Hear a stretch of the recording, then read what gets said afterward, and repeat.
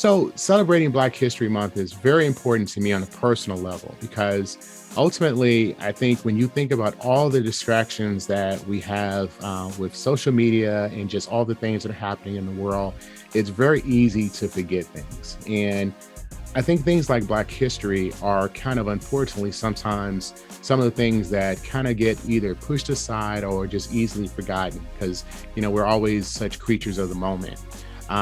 Understanding our history as a culture, our contributions to this country, our contributions to the way of life that we live as Americans is extremely important to the fabric of what makes us all Americans. Additionally, I think it's really important on a personal level for me to just remember that I have a very important responsibility in the positions that I hold to carry along a legacy that many people before me had and really paved the way for me. Black History Month is an opportunity to spotlight African Americans, and I think that's very important. And it's important to actually spotlight our history, our culture, as well as education and more. All too often, it seems though the messaging throughout the year only highlights the negative of the African American community. So therefore, this is a special time that we can highlight various opportunities and actually showcase things for younger generations to see the contributions that African Americans have made to this country and to the world. Black history is about American history. It's something that I think we should be celebrating every day. No matter, sometimes how ugly or even how painful like the past, the history might be. It's still important. It's still relevant. Black History Month is also, I think, important, particularly when you're in a leadership role. It's about recognizing all of the people that maybe came before you who didn't get the opportunity but were deserving. Recognizing their contributions and their sacrifices, and then, not to miss the moment, but also, just paving the way for the next person who might come along and do it better than perhaps we are. Personally, it is just an opportunity to share history of, Black people, traditions, culture, tragedies, triumphs. And it's just something that, having grown up with my mother, something she reinforced, even though I didn't know it at the time. She wasn't beating my head over it saying this is Black history, just by her providing books or, teachable moments or just in conversations about things going on, that she was providing that information to me. And so it's just a way for me to, I guess, continue that on. For me, I guess a tradition, continue that on, share with people about, my culture, things I've learned, and just the beauty behind the Black culture and the contributions that it's made to American culture overall. That we celebrate Black history because we want to be able to recognize and remember the legacy that was that's been laid out for us in the Black community, but also for the contributions, recognizing the contributions of African American and Black people in the history of the United States, especially, right? So, despite all the things and the slave trade and all those things that happened, we are a resilient race of people, but we are Americans and who love this country, who have loved the opportunity to be able to succeed here. I wholeheartedly recognize the impact that Black people have had on the world historically with math and food and science and literature and art and science fiction and music. From Africa to Central America to the States and beyond. We are absolutely the most influential people in the history of mankind, I truly believe. When you think about our history in the United States alone, that's definitely worth celebrating, and that's why it's important to me.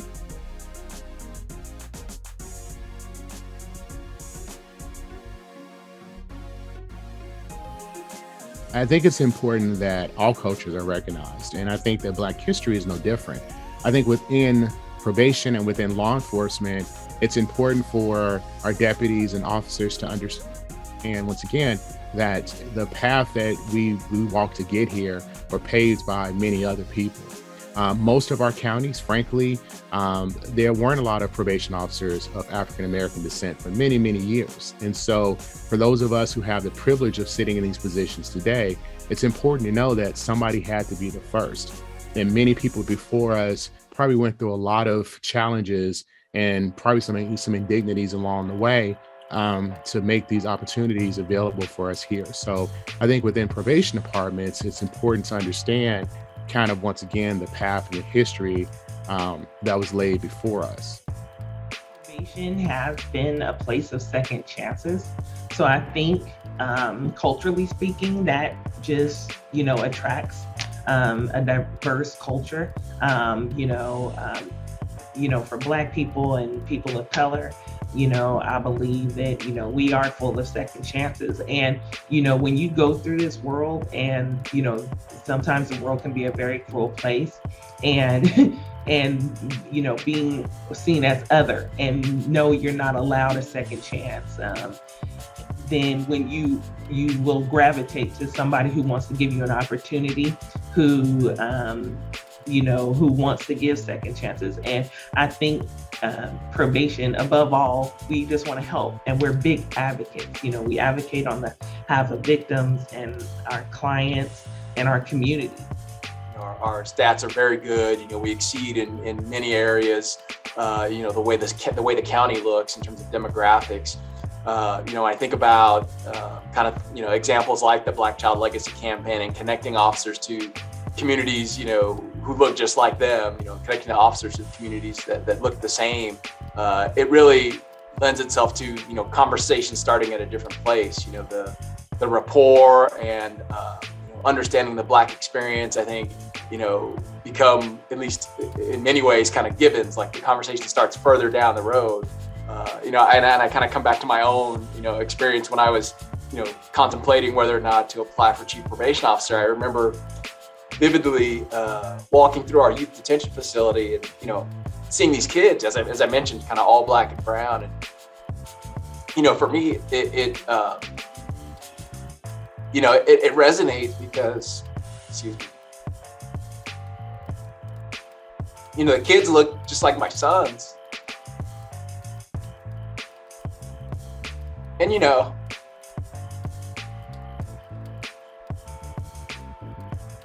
sorry. Once you get past, the crazy hair and the teen angst, as I say, you can have a real conversation about what's going on. So.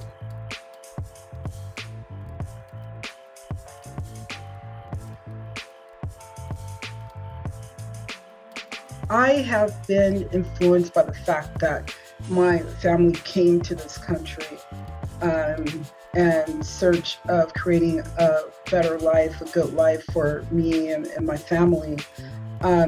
So that sits at my core, that drive to do more, do better, and to bring people along. My background, I am a high school dropout. I dropped out in 10th grade. I was fortunate enough to have someone believe in me to get me back on track.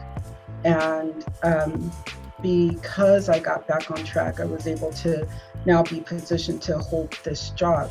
However, I recognize that I can't just make it happen for myself, that I have a commitment, and I'm fully committed to my community and to other people like me to make pathways for other people to have the opportunities to achieve the things that I have. Talk about my background, who, like, you'll be able to tell during this time that we have together that he's been a huge influence on my life. Let me just give you a quick story of the reason why this is a good question to talk about this. My dad graduated from high school back in 1948. Went to Edison High School, the same high school that I ended up graduating from, in '84. But when he graduated from high school, his plan, he was a photographer when he was in high school, And when he finished high school, he wanted to either become a photographer to go to college, or he had this opportunity to go to work at the post office. And this was a big deal. Back in the 40s, they had just built a brand new post office in Fresno, in central Fresno. And there were no Black mailmen that he was aware of in Fresno. And so he wanted to take that opportunity to go and to apply to be a mailman. He took the test and ranked actually number 2 on the list in consideration of being to work at the post office at this brand new station that they were opening. So he went down to the place where they had all of the applicants come and bring all of the test results, and so that they can go through the hiring process and that kind of thing. And so he went down, and long line of people that were there, mainly a lot of white men that were there to do the same thing that he was. He got in the line and he showed his notice that he had gotten in the mail to the person who was in charge there. And the guy who was taking the paperwork for my dad, he asked him, "How did you test so high on that test?" That was really the one response that this person gave to my dad. My dad, he gave him the paperwork, and so everyone was told, okay, if you rank this high, then you're going to come back. And you're going to come back in the afternoon and we'll process all the paperwork. So my dad left and he came back that afternoon to start that next step in the process. And the guy who took the paperwork from him earlier that morning said, "Yeah, I don't know what happened. Why are you here? I don't know what happened to your paperwork. So you can leave." So my dad took that setback and he went and he decided that he was going to go and work for the family business. His brother had a company of brick. He was a brick mason, and so my dad, he said, "Well, I'm gonna go and I'm gonna work for my brother and become a bricklayer." And so later on down the road, now my dad he ended up becoming self-employed, and like I said, he was a bricklayer for 50 years and made a good living, provided for us, and of course was a hardworking man. My dad told me that story a long time ago, and the thing that struck me about this is because he would often talk to his friends about that story, and he would contractors and people who really successful in business, and his friends would say, "Mac," his name was Mac, you made a good living, even despite that setback that happened. You did great. I mean, you've done great in the work that you've done. And my dad told them, he said, "Well, it would have been nice because I wanted to have that opportunity. I could have become the next postmaster general. They took that opportunity away from me." And so when I think about that story, it is driven me to do the work that I do and to achieve what I have achieved.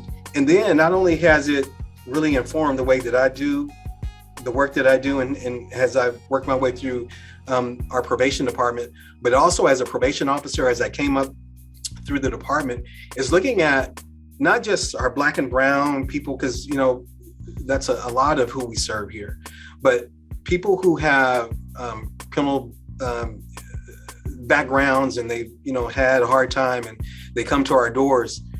It is not the right of a probation officer or a judge or anyone to take that opportunity away from people. So what I've done to try to lead people is to try to let them know is when we serve people and when we think about where people are, when they come to our doorsteps for the work that we need to do with them, we don't take those opportunities away. We try to provide those opportunities for people to succeed.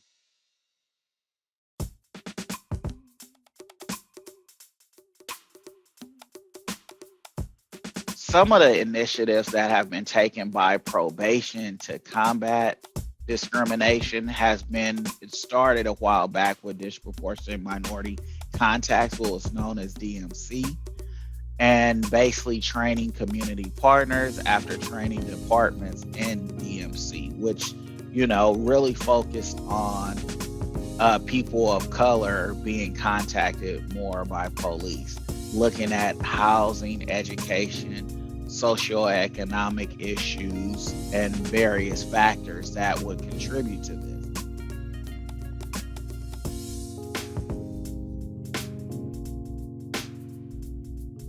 I think what we've tried to do as a probation department is to try to look at those relationships that we have in the community and take advantage of the opportunities that we have, whether they be on our high school campuses or community type events, to be involved in those kind of things so that we can have relationships with people out in the community that aren't just built around whether you're complying with the court's order, right? And even when we have people that we do have to supervise and make sure that they are meeting the terms and conditions of what the court says, and we're building case plans and that kind of thing, what we try to do now is we have to include family members in that case plan, and how do we provide supervision, right? And we call it kind of helping them to get treated in their natural communities. Try to include, positive reinforcers in their lives so that they can work with our probation officers so that we have better outcomes.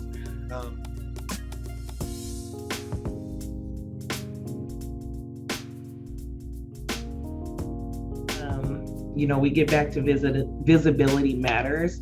And it wasn't too long ago. And, I encourage people to, I know internet can be a very scary place, and there's some good things about the internet and there's some bad things about the internet.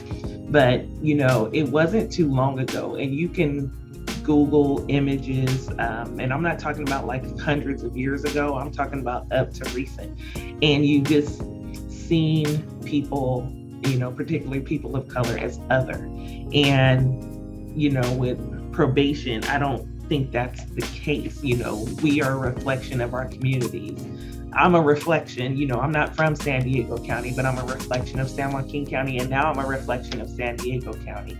And, just walking down the street or going to the store or, having, lunch out in the community or dinner, I reflect my community. And so, it's a step forward, compared to pictures of the past where, people like me, they were seen as, typical, like angry, or it wasn't too long ago, you'd be labeled a thug or a super predator. And that's not from hundreds of years ago, that's our recent history. And now with probation reflecting what our communities look like, we break down those false narratives that others have told about our community, and that's not true. We are engaging, we're loving, inviting, and it's not, just for our community specific, we are loving of everyone. And so, with probation, reflecting that diversity and being, I guess, bold in, being willing to offer that diversity and realizing that all the richness that diversity brings, the different perspectives, and the mission of probation, no matter which county you're in, the mission is the same, and it's to serve the community. You can build off that mission, but what better way to serve the community than to have your community members as a part of your family? And that's what probation is.